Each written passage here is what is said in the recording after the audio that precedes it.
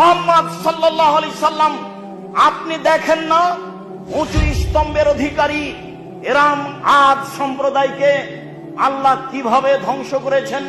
লাম ইখলাক মিসলুহা ফিল বিলাদ, এত শক্তিশালী জাতি আল্লাহ পৃথিবীতে আর কখনো কোথাও সৃষ্টি করেননি, কিয়ামত পর্যন্ত করবেন না। তারা ছিল বিশাল আকৃতির, স্বাস্থ্য ছিল অনেক বেশি। হয়তোবা মিশরের পিরামিড এরাই তৈরি করে হতে পারে। কে করেছে, কিভাবে করলো, মানুষ জানে না। একটা পাথরের ওজন প্রায় 27 টন।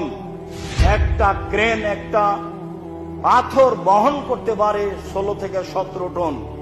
যদি পাথরের ওজন হয় 27 টন, তাহলে অত উপরে কে নিয়ে গেল, কে পিরামিড বানালো? হয়তো বা এরা হতে পারে, আল্লাহ ভালো জানে। কেউ ইতিহাস